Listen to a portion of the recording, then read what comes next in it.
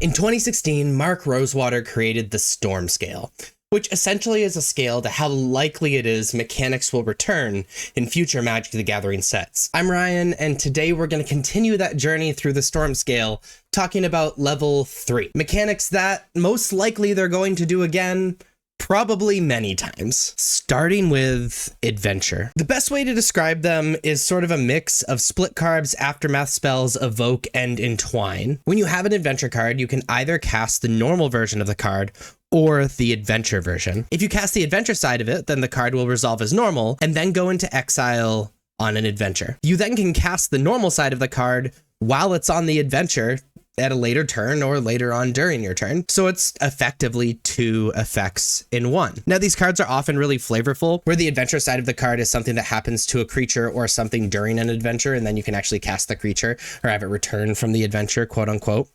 It's also noted that Adventure spells only exist on the stack, and in all other zones, all the characteristics of Adventure are ignored, and only the characteristics of the permanent side actually matter, which means they are permanent in every zone except for the stack. Next is Affinity, which is a keyword ability that reduces the mana cost of a spell by the number of permanents of a certain type that player controls. The most common one of these wordings is Affinity for artifacts, because Affinity is always worded on a card as Affinity for something. What's kind of weird about this mechanic as well is that very often cards will be printed with the Affinity mechanic, but it's not keyworded because that keyword is not actively used in the set. Cards like Embercleave, for example, has the Affinity effect, but it's not exactly a keyword. And as another side note to Affinity, only decreases the generic mana that is spent. It does not decrease non-generic mana. Next is Bloodthirst, originally appearing in the Ravnica block as like the Gruul mechanic. It works by putting a number of +1/+1 counters on a permanent.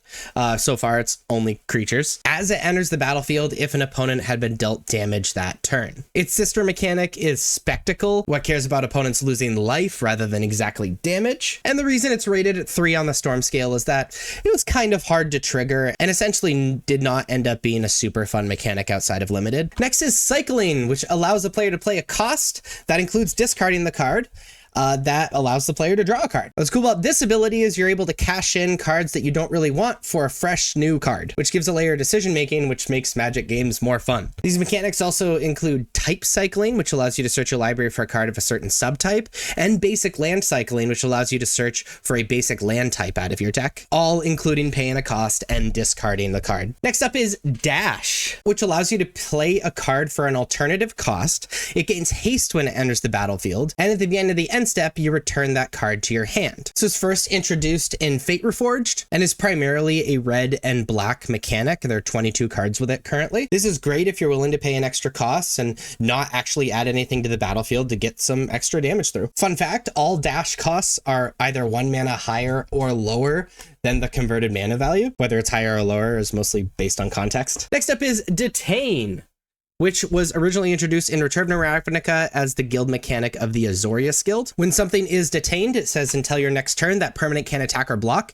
and its activated abilities can't be activated. It is primarily a blue and white mechanic, and is a 1-turn effect for a lot of cards that have that static ability. Next up was Dual Lands with basic land types. Dual Lands is just a slang term for a land that can tap for multiple colors of mana, and Dual Lands with basic land types are really interesting because a lot of cards care about basic land types, whether you're basic land cycling and can search out a dual land, or if you're using a fetch land that searches out basic land types, you can search out a dual land, like what happens in Modern all the time. It's a really cool mechanic, but they have to be careful with it, which is why it's on level 3. Next up is Enchantment Artifacts, mostly on Theros, which will come back if we ever return to Theros, and this double type has been associated with the use of the Theros gods. There's only one cycle of enchantment artifacts, and all of them are colored and all of them are legendary. Next up is Kicker, which really every ability is just Kicker with extra steps, but Kicker that allows you to pay an optional cost when casting to get extra effects.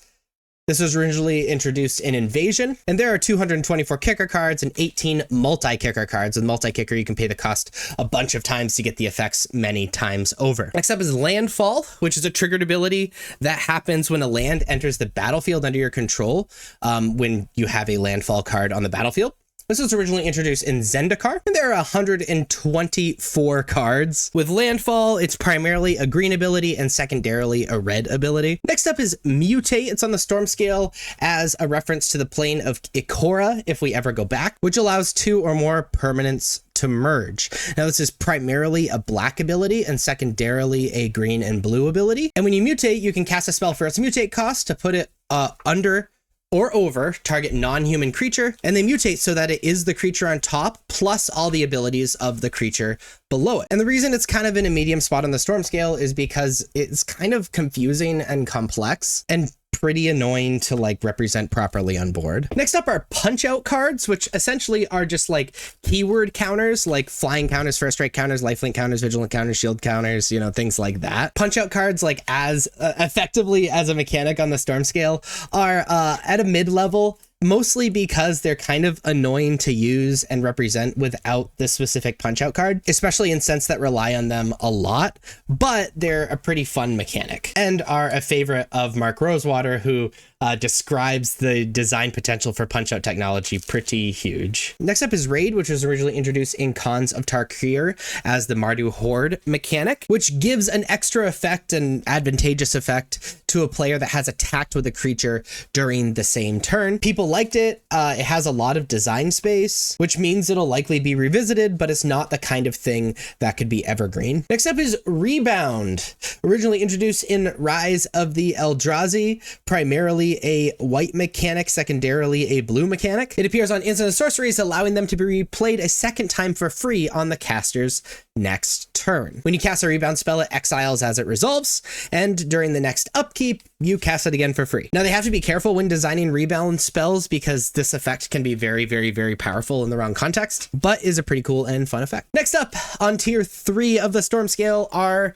Slivers, like the typal effect. Slivers are a special kind of typal thing because many of them give keyword abilities to other slivers, and if you have the more slivers you have, the more overwhelming and ridiculous and extremely powerful the sliver army becomes, kind of like the Zerg in StarCraft. And there you have mechanics that are level 3 on the Storm scale, things that will come back but probably not immediately and will likely do many times over.